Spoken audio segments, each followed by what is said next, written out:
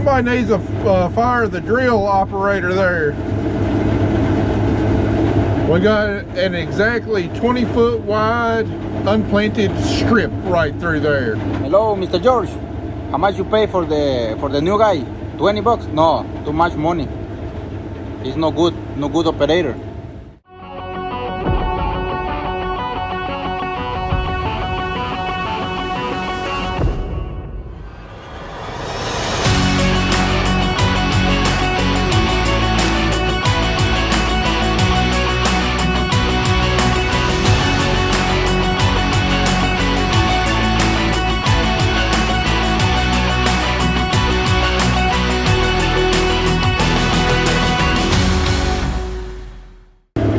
And if that isn't bad enough, there's a nice big section right over there just to the top and right of Carter that didn't get planted either.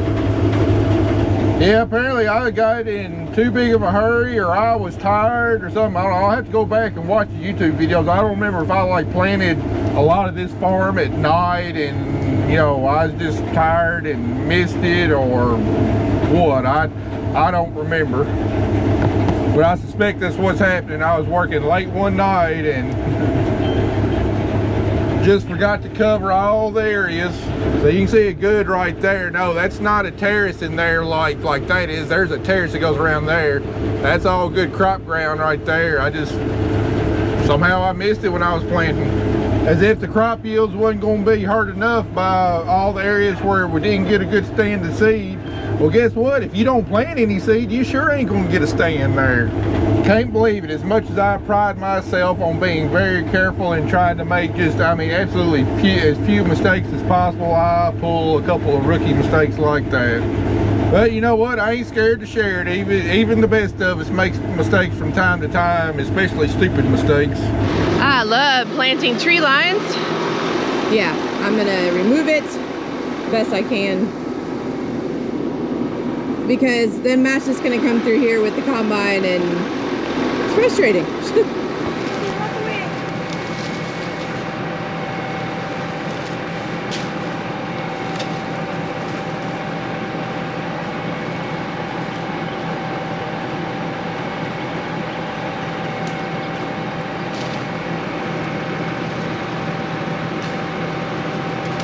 All right, Mia, we're done.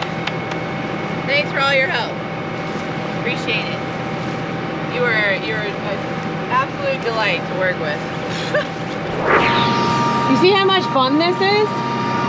Literally dancing around poles. And they don't even go in a straight line. They literally go at an angle. If it was in a straight line, it might be a little bit easier, but nah, they gotta put them at an angle. Now you gotta go around all these poles and then go back. Go up against the pole, put your planter down,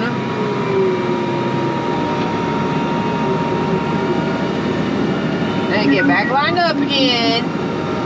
No rhyme or reason. They can't put it down on the tree line. No, they gotta put it out in the middle of the field. So my GPS lines are straight, but the poles are not. So, doing some dancing today. But I will say this, I have not seen soil temperatures like this in June, I think, in forever. So we will definitely take it. It's still extremely muddy out, considering it's 100 degrees today. But I'll take it. I'll take it all day long. Means the beans are gonna do well to pop up out of the soil. They have already got some moisture and something to drink. Usually in June, this is all red, so doing good. So earlier I got out to let Mia walk around, and then I needed to get out and stretch, and I started walking rows to double check everything and realized that every single front unit is laying seed on top. Now these are not, as you can tell, because we have that burrow force closing system on it. The front units do not. So it's laying seed on top of the trench, as you can see here, and that's not good. You know, I gotta I got a size 10 foot. That's too many. So FaceTime Matt, but because I am near the power lines, there's no signal. You can see, look. It's just, the soil is so soft for once. The front units are not getting it down into the ground. So I'm gonna change all the depth and we're gonna go down 2 notches and see if that works. I'm going to change all the front units and then go to the end, get out and walk and make sure that it is closing it and getting the seed in the trench instead of just laying on top of it. So what we have now, as you can see, it's 1 notch. So we're gonna go 2. It is on, oh, well, hey, that would have been a problem here in a few minutes. So we're adjusting it to, you can see, 2 notches down. Whew, it is really hot in this wheat field. That's changed, and that has changed. So we'll get all the rest of these done, and then we'll do a pass, and we'll see if that fixes my issue. So I've done 2 passes, well, a pass and a half. I think it fixed our problem. Yeah. Well, I got like maybe 1 or 2 now instead of 5 or 6. We're in business now. This poor baby, look at, it's too hot for you. So hopefully now I can just get the rest of this done. I've got just this, and Matt laid off the test plots, so then I can be back over where the boys are. Well, it seems like all wheat harvest long, all I've done is complain about the disappointing yields. And then we finally get to the farm where I was sure enough was expecting to be disappointed. And believe it or not, I'm pleasantly surprised. In fact, I'm shocked. Before I ever got over here, I was just hoping this farm would yield 60, 65 bushels per acre just because it didn't look good. It looked thin. Then, of course, I've already shown you the problem areas. But I just hoping it would average 60, 65 bushels per acre. We've cut what I believe the worst spots on the farm are. Now, there's still some more, but we've cut the largest bad area on the farm starting out. My yield monitor is showing 70 bushels an acre. I'm absolutely shocked. I mean, all the rest of my farms, according to my yield monitor, have been averaging between 75 and 79 bushels per acre. And what I thought was going to be a plumb terrible farm was going to be the black eye of my whole wheat crop is yielding 70 bushels an acre. And that's after cutting the worst part of the farm. I mean, right now we're cutting some good wheat, but we got some other really good areas in this farm. I'm just absolutely blown away. I never thought I'd be smiling at what has been so far, you know, my lowest yielding farm of the year, but when I was expecting it to do significantly worse, it'll still put a smile on your face. Well, if you've been following this channel for a while, you know from time to time I like to recommend other YouTube channels that I've found, and a lot of them are maybe your smaller channels or guys just getting started in YouTube. Well, I found another channel that's caught my interest. The channel's name is Smallville Farms, and I just recently started watching him. He's got like almost 2,000 subscribers. But what really caught my interest is they're located out there in Kansas, and apparently wheat's one of their main crops. But what I really enjoy watching about their channel is they run some older combines. I think they got 3 combines, but the one I really like watching is they got an old 1480 case, well, not Case IH, an International Harvester 1480 combine out there. Good looking old combine, and y'all know I'm a fanatic about old harvest equipment. And to see was probably like a 42-year-old combine still out there working hard. It has been well maintained and kept up. Really enjoyable. I think they got a 16 series combine and 2388 also. So anyway, if y'all like that kind of stuff, be sure to check his channel out. Again, it's called Smallville Farms. So I should have been done an hour ago, but I can do 1 or 2 passes and then my hydraulics overheat because it is so hot outside. So I just have this little right here and this 1 pass. That's it. That's all I have to do, and then I can get over to where the boys are, but it is 2:22 and I have to stop about every 15 to 20 minutes, let this thing cool down, and then I start all over again. I'm thinking I'm probably gonna have to not plant during the day and either do it between like 5 a.m. and noon, then take a break, and then maybe come back between like 6 and midnight. I don't know. All right, viewers, I got a question for y'all. Right before cotton planting, I got a new GoPro, my GoPro 10, finally about halfway played out. Anyway, I stepped up to the new GoPro 13, and one of its features is that it can record in HDR or high dynamic range. And anyway, I've been playing around with that and recorded the majority of my videos in HDR. Now, it's not true HDR, because that's a whole different color spec, and you really need an HDR TV to actually notice the differences. But it does offer like a lot more contrast and a little bit finer detail in the picture. So have y'all been able to notice the difference? If you have noticed a difference, do you like the color and the more detail in our videos? Does it make the video seem like higher quality to you? I'd really appreciate y'all's opinion if y'all could leave it in the comments below, because it takes up more memory on my card, and it's harder for my computer to handle. But I mean, if it's worth the effort, if y'all like it, I'll keep on doing it. Well, guys, I really screwed up my marketing on my wheat crop. Started out good. I don't remember exactly when I did it, but it was back, I think, last summer. Wheat prices got up there real good, and I contracted a little bit of wheat, got like $7.50 a bushel. Then I contracted some more, maybe late summer, or it might have been last fall. I can't remember. Contracted some more for, I think, just a little less than $7. Anyway, I got about half of my wheat crop contracted, I think, well, mainly before I even planted the wheat crop. And you don't want to contract too much before you even get the crop planted and get it up, because you can really screw yourself over fast in a heartbeat. So anyway, I mean, all winter long this spring, I mean, wheat prices have just been in just a slow incremental decline with not hardly any run up at all.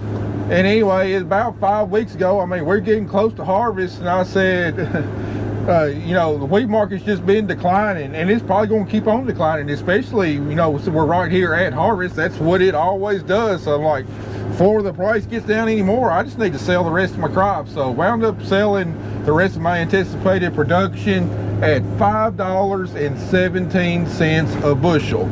And you know, $5.17 a bushel, we ain't making very much money, even with decent yields.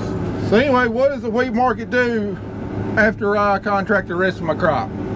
That's right, I mean, it shot up. It shot up to around, like, I think it was around $5.50, $5.60. Not an outstanding price, but a heck of a lot better than $5.17. I mean, coming into harvest, I mean, that just very rarely happens, and there was really no technical reason for it to happen, but it did. And right now, you know, I could be selling it off the truck out of the field for, you know, well, with the basis and everything, probably somewhere around $5.40 to $5.50 a bushel. Man, that's just a tough pill to swallow. But I mean, that's the markets for you. I mean, I don't care how good you are, they're almost impossible to predict. I mean, there's other outside influences causing it to go up, because it ain't because wheat's in short supply. And normally the wheat market kind of follows corn. If corn goes up, you know, that'll pull wheat up with it too. No, corn's just continued to decline. It ain't gone up, but for whatever reason, wheat has. And I mean, I made the best decision I could at the time. I mean, I made a perfectly rational decision that a lot of other farmers would probably make the same decision. You know, they would not expect wheat prices to shoot up like they did going into harvest. It just goes to show you, it doesn't matter how good of a farmer you are in all aspects of your job, there's just so many things you have absolutely, literally no control over. And basically all you're doing is you're going with your best guess and your gut feeling on a lot of important critical calls that can either make you or break you.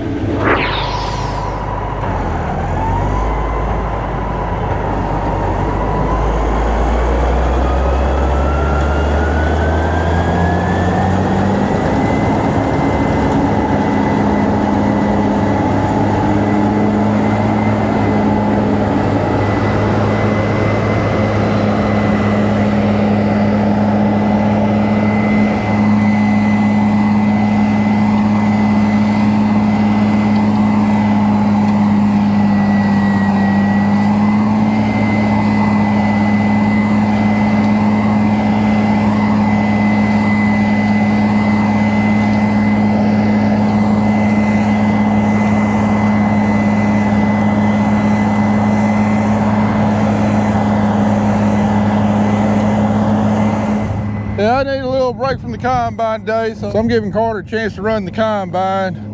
We've been over a lot of acres today on this old rough farm, and my back's failing this, so Carter don't get the chance to run the combine much, so probably gonna let him finish this farm up. We got maybe 10 acres left on this farm, and give him a chance to do something a little different, pick up some more experience.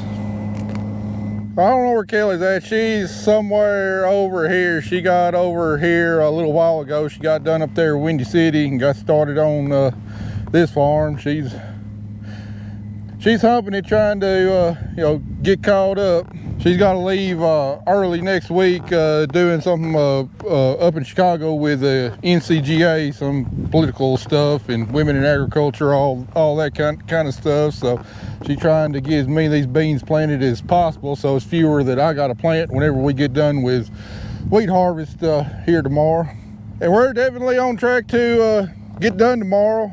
Once we get done with this farm, we got 74 acres left across the road. And once we get done with this farm, we will done about 74 acres a day. And I think we're definitely going to get moved across the road, get a few acres knocked out over there. So as long as we don't have any breakdowns, any kind of issues, we're not going to have any problems at all getting done tomorrow.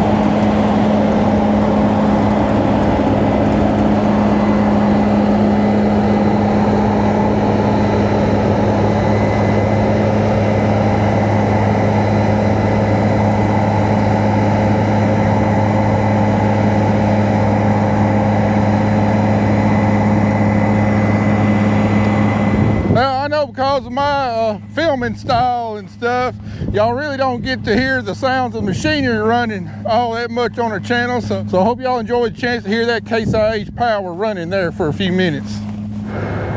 Well, it didn't take long for him to start acting like a combine operator, yelling at me, "I'm full, come on, where's the grain buggy driver at?" I'll teach him a lesson, maybe he'll start appreciating his job a little bit more.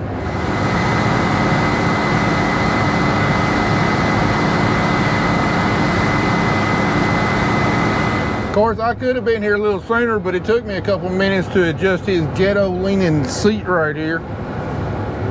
There's Kelly way down there. Looks like she went to the back and started, which is a good plan. So we're not having to trample over beans she's already planted, unloading up there at the front. Come on, Carter, kick it in gear. You can't be acting like a grain buggy driver just sitting around all the time. I make sure it's down to 0. Ah, good boy, he listened.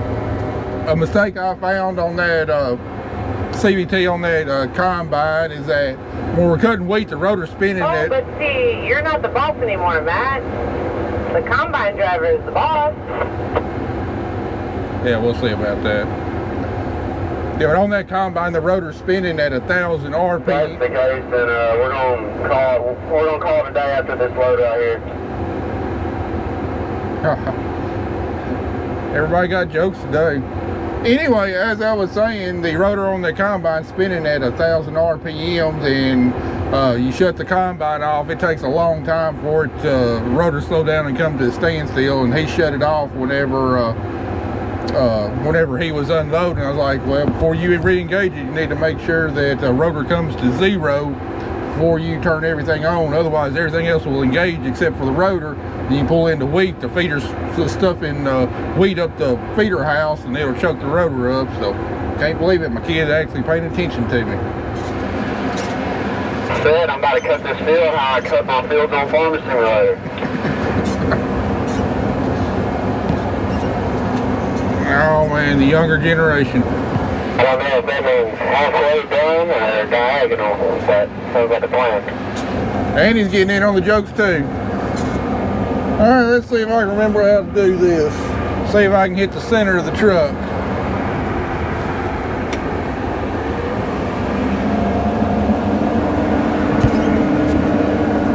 Right on that first bow strap. Now, Carter started here on the last field on this bottom. Let's follow them down here and take a look at some corn across the road. Man, y'all look at that corn on top of the hill over there. Man, I mean, that's some of the most beautiful corn I have ever grown. And that's some poor old thin hill ground former cattle pasture. But the hill ground this year might be what makes the good yields, because, you know, all that rain we got, you know, the water got off of it real quick and didn't stay saturated, whereas a lot of the good bottom ground around here, you know, the crops are kind of stunted just because they've had wet feet so long. You know, the roots aren't doing well and everything else, but the crops on the hillsides, the thin hills, that might be where the money's at this year. There's some more of it where you ain't got to look through the window tint right there. We got a little flat right down here by the road, then it goes up on the hill, and there's some tassels poking out over there. And that corn is almost to VT. And that means it's going to be doing all of its pollinating when it's got plenty of moisture. I mean, we should not have any problems at all with pollination, even though it's going to be hot over the next several days. You know, it's got plenty of moisture. Don't have to worry about those silks and everything, you know, drying up and not accepting the pollen shed and fertilizing the kernels on the cob. Yes, sir. Our wheat may be a disappointment, but as of right now, I got big expectations for the corn crop. Oh yay, Carter trusts me enough to unload on the go. Make sure I don't screw this up, so he lets me unload on the go again.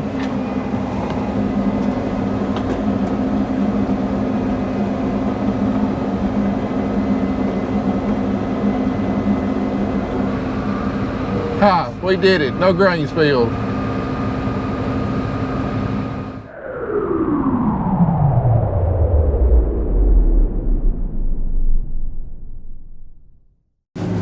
God bless, I swear, these kids and their gangster lean in the seats. Don't get it. Even when I was a kid, I didn't like sitting like that. When we moving to? The one across the road is called Keeley. All right, well, looking at the yield monitor, yep, that farm surprised me. Wound up, it's showing a yield of 71 bushels an acre on that farm. I am shocked. I was not expecting that. Was not expecting that. Like I said, I was hoping for 60, maybe 65 upper end, and to come back with a... When you get the chance, the last load for Ferguson is 6,700. Okay, you say 6,400? 6,700. Yeah, I was not expecting that. So with this farm doing as well as it did, I think there's probably a pretty good chance we're going to fill our wheat contracts. And that's good, because with the price of wheat being higher than what I contracted at. If I weren't able to fill my contracts, then that means that we have to buy out of those contracts, which is like a double whammy when you're not having a great year. Ooh, the air is thick. Thick, thick, thick. Oh yeah, she's ready to go. So we're gonna take these off. And are you serious? Is everything broken on this farm? You know what? Hang right there. Apparently. Good. Hey, Matt, you're choking me out over here, man. Jeez. There was a wind, but now there's no wind at all. So this is gonna be fun. Oh, yeah. Alrighty, so everybody wave at Andy. Watch this. She loves her Andy. Go get him! Who is that? Who is that? Go get him!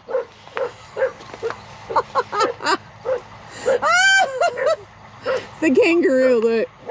She loves.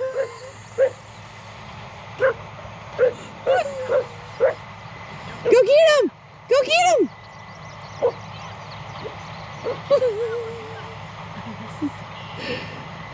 Meow. Someone's been cooped up in a tractor all day. Look. She's like a mini kangaroo. There she is. There she is. There she is. Well, I think it's time we call it a day today. It's done gotten wet out here. See, all that dust hanging around means we got a temperature inversion and the dew is starting to fall. Sure is a pretty sunset though. We had an absolutely heck of a day. Total got covered 87 acres today. I don't know how many bushels of wheat we hauled off. I know Andy made a bunch of trips. So that 87 acres covered today, that leaves us with a very manageable 61 acres to do tomorrow, as long as nothing goes wrong. But you know what the saying is, work on a Sunday, fix on a Monday. Let's hope it ain't true tomorrow.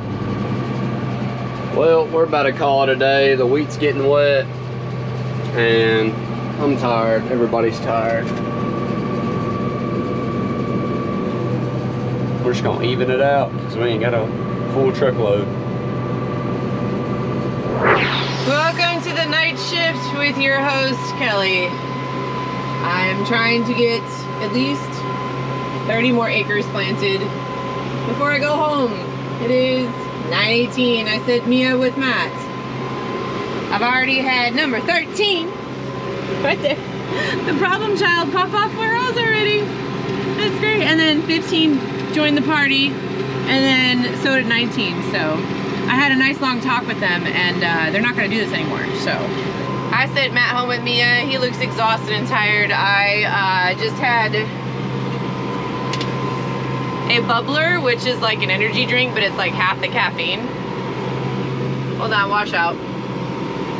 So I'm probably gonna be out here another 2 hours because I'm gonna be up for a while.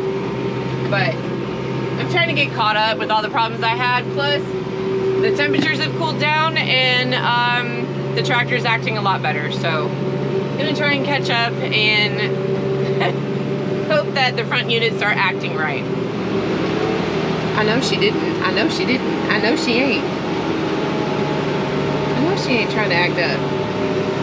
13 just decided to not act right. What is going on? Okay. Something's not right. I spoke way too soon. She just freaking started ding ding dinging. But there's nothing wrong. The hose is on. I don't know. I gotta check this depth control, which means I probably need to raise it up and get a freaking flashlight. Why are you acting like this? Like everything is good. Everything's good. You are good. I don't understand what is going on with you. You're attached, so why are you acting like that? I mean, she's planting because this was full. I guess she just hates me. What the hell?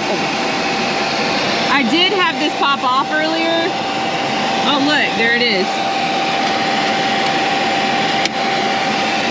So it's riding around funny, and I don't know if it's just because it's bouncing. I don't know. There are some days I just want to give up on this whole front unit. Like, oh y'all! I just want to get like 30 acres done. Okay, so I think what happened was, see all this red right here? When I went to go fill up the planter, number 13 had actually popped off from an armadillo hole or a washout, and I mean, like, everything came off, the hose, all of it. So there's probably trash in there. And phoned a friend, aka Matt, and told me to try and, you know, turn it off, turn it back on. Now look at it, look at it. So there's probably trash in there. I'm just trying to, at this rate, full send. I don't care. Oh, no! No! Who is it now? Number 13. Ooh! Oh! It's not lucky! Alright, got back out. Everything is attached. It's just, it's the problem child. So, as long as it's planting, if it keeps beeping like that because population gets too low, I'm just going to repeat. Turn everything off, restart it, have the brushes and the fan just try and kick all that junk out and pray really hard.